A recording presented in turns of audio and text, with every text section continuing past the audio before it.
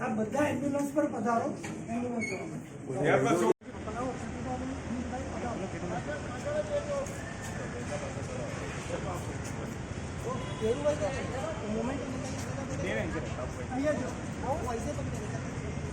गौ माता की जय. ओ भाई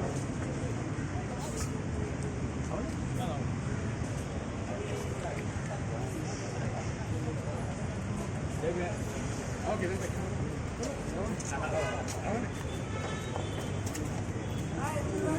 ઓપરેશન થિયેટર છે. કૂતરા બિલાડા એવા નાના પશુ પક્ષીઓનું ઓપરેશન આની ઉપર જ હોય છે.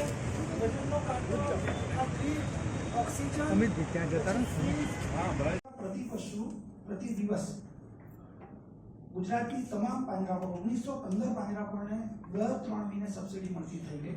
500 કરોડ રૂપિયા વર્ષે ગુજરાત સરકારે આમાં લાભ લીધો અને સેકન્ડ યર છે કન્ઝિક્યુટિવ. મહારાષ્ટ્ર 200 કરોડ, 1900 કરોડ રાજસ્થાન સરકાર, ઉત્તર પ્રદેશ 1600 કરોડ.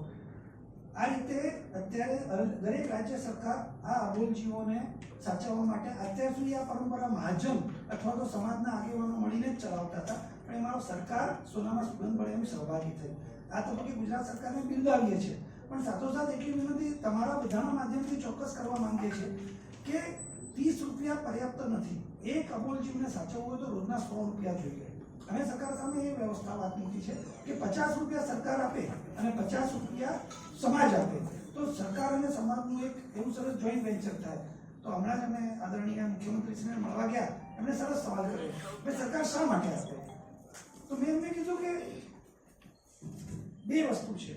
એક તો ગુજરાતની પાંજરાપોળોમાં અથવા તો કોઈ પણ પાંજરાપોળોમાં હવે જે પશુઓ આવે છે એ મોટા ભાગે ડેરી સિસ્ટમમાંથી જ ઉત્પન્ન થઈને આવે છે. જે વાછડા આવે એ કાં રોડ પર આવે, કાં ટ્રકો ભરાય અને કાં પાંજરાપોળ સુધી આવે. તો આપણે એક બાજુ આચાર્ય દેવવ્રતજી આપણા રાજ્યપાલ શ્રી કહે છે કે આપણે ઓર્ગેનિક ફાર્મિંગ કરીએ. ઓર્ગેનિક ફાર્મિંગ માટેનો સૌથી મુખ્ય જો કોઈ મસાલો હોય તો એ ગોબર છે, અને સૌથી શુદ્ધ ગોબર પાંજરાપોળ સિવાય કોઈની પાસે નથી. રસ્તે રખડતી ગાય તો પ્લાસ્ટિક કચરો બધું ખાવાનું. એટલે પાંજરાપોળના સંચાલકો ગમે તેટલું દેવું કરીને પણ ઘાસ તો સારામાં સારું લાવીને ખવડાવવાની મહેનત કરતા હોય, પાણી પણ ચોખ્ખું હોય, વ્યવસ્થાઓ પણ પ્રમાણમાં ચોખ્ખી હોય. તો આપણે સરકારને એ વાત કરી છે કે તમે 50-50માં આવી જાઓ. અમે તો 100 રૂપિયાની ડિમાન્ડ કરી.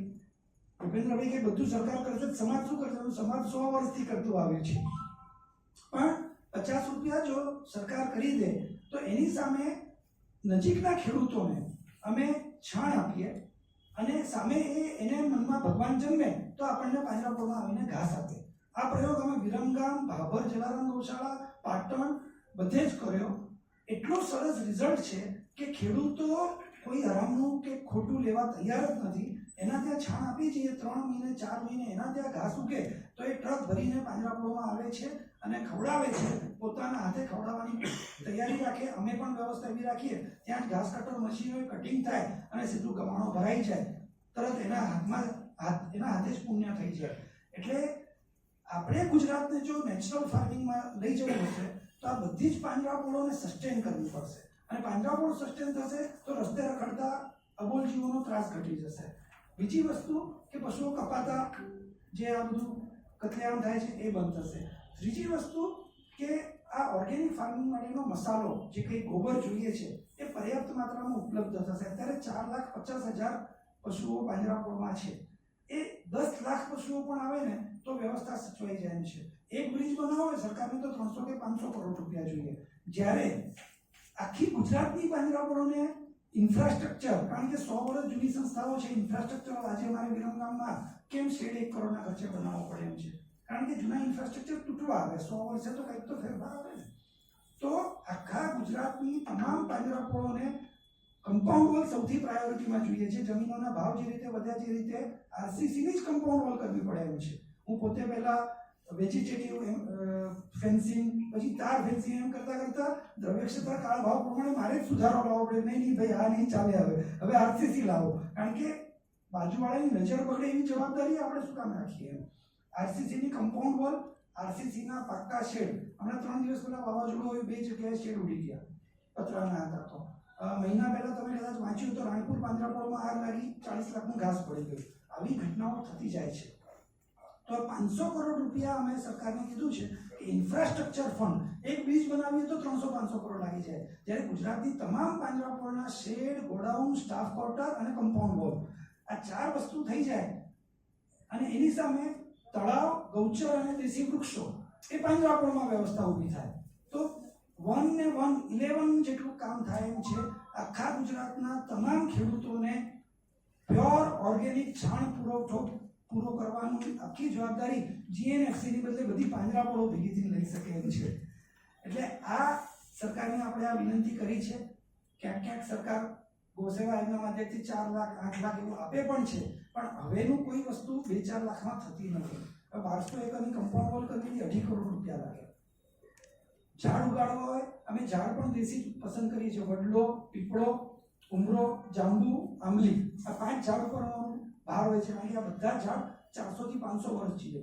દરેક ઝાડ 100 થી 200 પક્ષીઓને છાંયડો આપે, આશરો આપે અને ફ્રૂટ્સ પણ આપે, સિઝનલ આપે, એટલે વારાફરતી એને અલગ અલગ ફ્રૂટ્સ ખાવા મળે.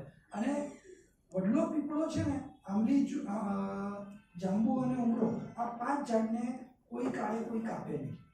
લગભગ એને કાઢવો બી હોય તો ઘણી બધી વિધિ અને પ્રોસેસ કરવી પડે. એટલે એ આપણા માટે પરમનન્ટ બાઉન્ડ્રી પણ થઈ જાય. આ કામ વિરમગામમાં કમ્પ્લીટ થઈ ચૂક્યું છે. ક્યારેક મિત્રો તમને બધાને આવવાની ઈચ્છા થાય તો એક સ્પેશિયલ આપણે વનભોજનનો પ્રોગ્રામ રાખીએ ઓગસ્ટ મહિનામાં, પણ ત્યાં રૂબરૂ આવીને જોશો તો તમને ખ્યાલ આવશે કે સ્વર્ગ ખાલી કાશ્મીરમાં છે એવું નહીં, સ્વર્ગ તમારી બાજુમાં વિરમગામમાં પણ છે. જ્યાં આગળ અબોલ જીવો છે, આમ તમને સ્વિટ્ઝરલેન્ડ કહેવાનું દેખાય એટલું લીલુંછમ 600 એકરનું ઘાસ દેખાય છે, પાણી ભરેલું તળાવ દેખાય છે, હરિયાળા વૃક્ષો દેખાય છે. આ વ્યવસ્થા આખા ગુજરાતના તમામ પાંજરાપોળમાં કરવા માટેનો અમારો પ્રયાસ સતત ચાલુ છે અને એના ભાગરૂપે આજે વિરમગામનો કાર્યક્રમ છે. જે અમારી પાસે આવે છે ઘા હોય ને એ ટાઈપના વધારે આવે છે અને એની સ્પોટ ટ્રીટમેન્ટ થતી હોય, સ્ટિચિંગ કરવું પડે અથવા તો મલમ લગાવવા પડે અથવા મેં હમણાં સિલ્વર નેનો પાર્ટિકલ્સની દવાઓ ભરીએ તો ફાસ્ટ રિકવરી આવે છે. અને એ ન કરીએ તો લગભગ રીબાઈને 3 થી 4 દિવસે 5 દિવસે, કારણ કે ઊભું ન થઈ શકે ત્યાંથી, એટલે રીબાઈને મરી જતું હોય છે. આ અનુભવ છે. અત્યારે 90,000 ઓપરેશન્સ લગભગ પૂરા થયા. જી ઓન કોલ આપ પહોંચો છો ત્યાં? હા, આની હેલ્પલાઇન નંબર છે અને હેલ્પલાઇન નંબર ગાડી ઉપર પણ લખેલો છે. આજે આપને પણ આપવામાં આવશે. અમારી વિનંતી આ જ છે કે આ હેલ્પલાઇન નંબર જે છે એ જો વધારેમાં વધારે લોકો સુધી એ વાત પહોંચે કે ભાઈ આ હેલ્પલાઇન નંબર ઉપર ફોન કરો, તો અત્યારે અમારી પાસે 2 એમ્બ્યુલન્સ છે, પણ જે પ્રમાણે સેવા વધશે એ પ્રમાણે વ્યવસ્થાઓ પણ વધારશું. અને અમદાવાદ બોમ્બે 110 કિલોમીટરનું છે, એટલે ત્યાં અમે ટાર્ગેટ કર્યું છે દર 10 કિલોમીટર અમારી એક ગાડી ઊભેલી હોય. ઊભેલી તો નથી હોતી, ગામમાં જ હોય છે, પણ દર 10 કિલોમીટર એક લોકેશન છે. અમદાવાદમાં આપણે કોશિશ કરશું કે અત્યારે જે રીતે આપણને કોલ્સ મળતા જાય, અવેરનેસ આવતી જાય અને આ બધાને જાણીને આનંદ થશે. ઉસ્માનપુરામાં આપણને લગભગ 1.5 એકરની એક જગ્યા પણ એક દાનદાતા તરફથી મળી રહી છે. ત્યાં આખી હોસ્પિટલ આપણે 2 કરોડના ખર્ચે ડેવલપ કરી રહ્યા છે. એટલે કોઈ એવું હોય કે આફ્ટર કેર આપણે ત્યાં રાખવું પડતું હોય તો આપણે એને ત્યાં લઈ જશું. પછી એવી અમદાવાદમાં બીજી 3-4 વ્યવસ્થા છે. જીવદયા ઘર છે, પૂર્વીબેન સરસ કામ કરે છે, એવી રીતે અમદાવાદ નગરપાલિકા દ્વારા બહુ સરસ કામ થઈ રહ્યું છે. એટલે બધાનું કોઓર્ડિનેશન કરી અને આપણી ઈચ્છા એવી છે એક પણ અબોલ જીવ અકાળ મૃત્યુ ન પામે, અકાળે મૃત્યુ ન પામે એટલા માટેની આ મહેનત છે.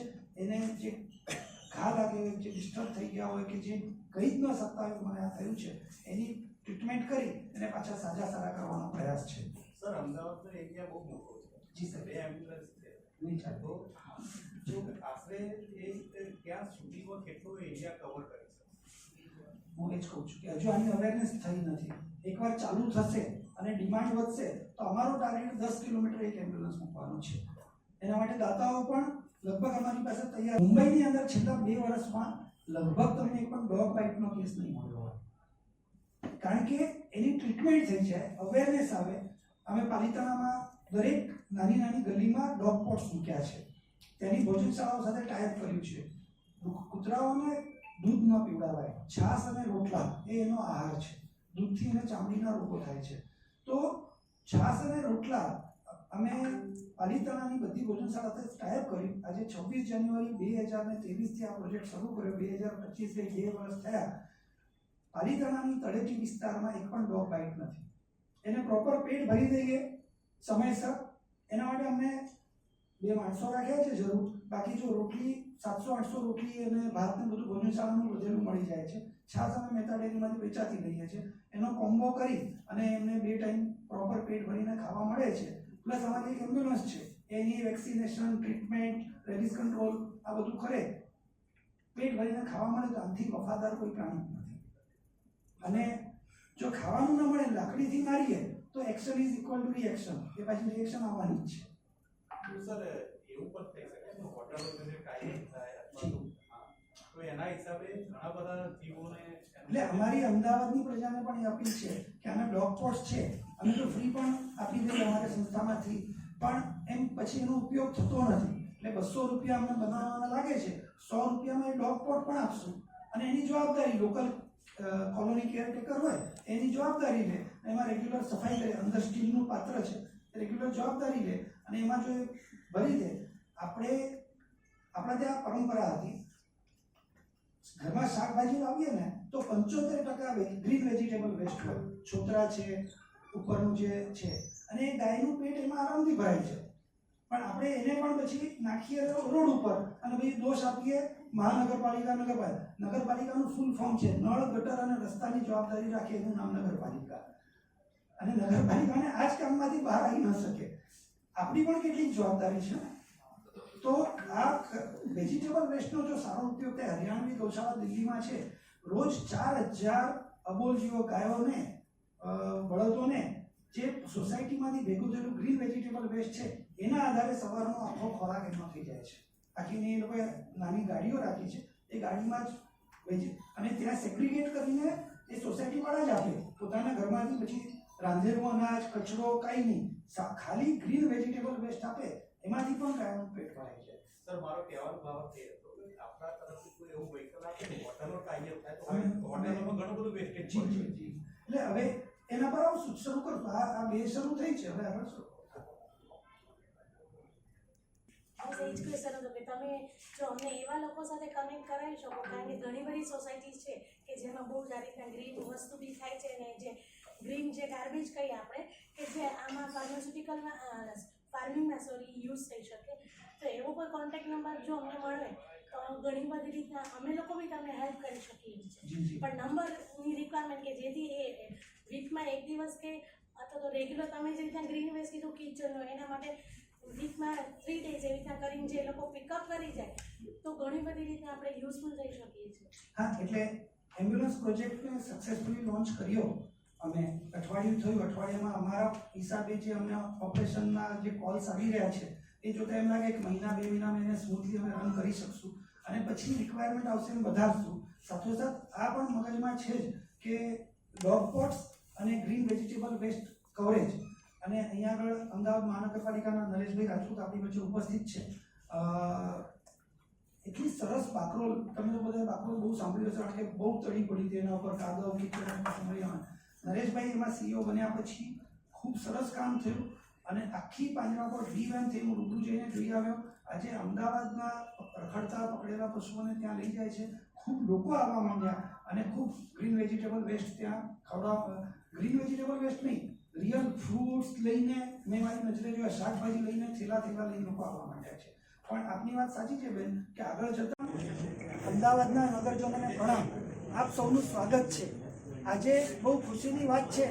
પૂજ્ય કચ્છાધિપતિ રાજ્ય સુરેશ્વરજી મહારાજ અને પૂજ્ય બહેન મહારાજના આશીર્વાદથી અમદાવાદની અંદર 2 પશુઓ, અબોલ પશુઓની સેવા અને શુશ્રૂષા માટે 2 એનિમલ એમ્બ્યુલન્સનું વધામણાનો કાર્યક્રમ છે. અને છેલ્લા 10 દિવસથી આ એમ્બ્યુલન્સ અમદાવાદમાં કાર્યરત છે. સ્થળ પર જઈ અને ત્યાં જ ચિકિત્સા થાય, ટ્રીટમેન્ટ થાય અને એની સેવા થાય એના માટે 2 એમ્બ્યુલન્સ અમદાવાદની અંદર દાતાઓના સહકારથી LG આરોગ્ય કેન્દ્ર અને દિનેશ મોદી ચેરિટેબલ ટ્રસ્ટ તરફથી સમસ્ત મહાજનને અર્પણ કરવામાં આવી છે. અને સમસ્ત મહાજન એને એની અંદર BVSC, ડૉક્ટર, ડ્રાઈવર અને LI ઇન્સ્પેક્ટર 3 વ્યવસ્થા રાખી અને જ્યાં પણ અમને હેલ્પલાઇન ઉપર ફોન આવશે ત્યાં રૂબરૂ જઈ અને એની ટ્રીટમેન્ટ કરશે. એમ્બ્યુલન્સ સાથોસાથ આજે બીજો એક ખૂબ સુંદર વિષય છે વિરમગામ પાંજરાપોળની 600 એકર ગૌચર ભૂમિ. એ ગૌચર ભૂમિને આખી વિકસિત કરવામાં આવી. કમ્પાઉન્ડ વોલ, તળાવ, દેશી વૃક્ષોનું વૃક્ષારોપણ અને ઘાસચારાનો ઉગાવો અને ત્યાં 600 અબોલ જીવો રહી શકે એના માટે 1 કરોડ રૂપિયાના ખર્ચે આજે શેડ નિર્માણ થયો. એનું આજે સાંજે 4 વાગે લોકાર્પણ છે અને એ કાર્યક્રમ પણ અહીંયા અમદાવાદના નજીકના આ વિસ્તારના અબોલ જીવો માટે કામ આવે તેના માટે આ કાર્યક્રમ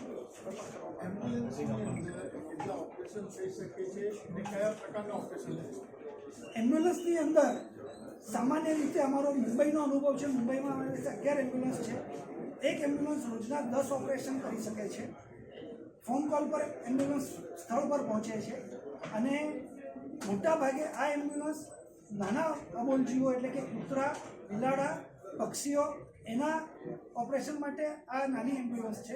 એનાથી મોટા પશુઓ આવે તો અમારી પાસે જે હાઇડ્રોલિક એમ્બ્યુલન્સ છે એમાં અમે નજીકની પશુ હોસ્પિટલમાં લઈ જઈએ અને ત્યાં ઓપરેશન કરીએ. એની કેરિંગ કેપેસિટી કેટલી છે? હાઇડ્રોલિક જે એમ્બ્યુલન્સ છે એમાં કયા પ્રકારના પ્રાણી આવી શકે? કેવી રીતે તમે એને લિફ્ટ કરો? શું હાઇડ્રોલિક જ છે, આખી નીચે ઉતરે. મોટા પશુ એટલે કે મોટો બળદ હોય ને, મોટો ઘોડો હોય તો પણ આખો આવી શકે 500-600 કિલો સુધી. એટલે આમ તો 1000 કિલો કેપેસિટી. એટલે હાઇડ્રોલિક લિફ્ટ જેવું છે કે ઉચકીને લિફ્ટથી નીચે ઉતરે હાઇડ્રોલિક અને એમાં ગાદી હોય ડેવલપની, એના ઉપર જીવ આવી જાય આખો હાઇડ્રોલિકથી. જે એમ્બ્યુલન્સનો ટોલ ફ્રી નંબર છે, અમદાવાદની પ્રજાને સૂચન કરવામાં આવશે. અમારે એવું એટલું જ નિવેદન છે કે આ ટોલ ફ્રી નંબર જે છે અમદાવાદનો, એ ટોલ ફ્રી નંબર ઉપર આપ બધા આપના પાસે એ નંબર રાખો અને તમને ક્યાંય પણ કોઈ ઘાયલ બીમાર પશુ કે પક્ષી દેખાય તો આ નંબર ઉપર ફોન કરો. અમારી બનતી કોશિશ છે, અમે વહેલામાં વહેલી તકે એમ્બ્યુલન્સ લઈને ત્યાં પહોંચશું અને ટ્રીટમેન્ટ કરશું. શરૂઆત છે, એક એમ્બ્યુલન્સ છે, પહોંચી વળવાની પૂરી કોશિશ કરશું જ. આગળ જતાં ડિમાન્ડ આવશે અને જે રીતે કામ સેવાનું મળશે એ પ્રમાણે એમ્બ્યુલન્સ વધારવાનો પણ અમારો અભિગમ છે. એમ્બ્યુલન્સ હેલ્પલાઇન નંબર તમારી પાસે કોઈ ડેટા છે કે કેટલા પક્ષો? શ્રીમતી કવિતાબેન જૈન પણ ઉપસ્થિત છે. 5499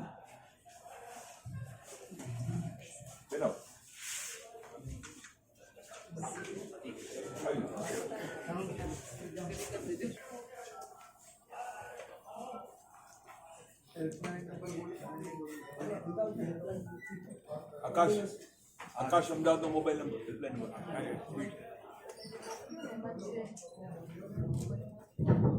915299 હા, અમદાવાદની એનિમલ એમ્બ્યુલન્સનો હેલ્પલાઇન નંબર 9152990399. એકવાર રિપીટ કરું છું, 9152990399.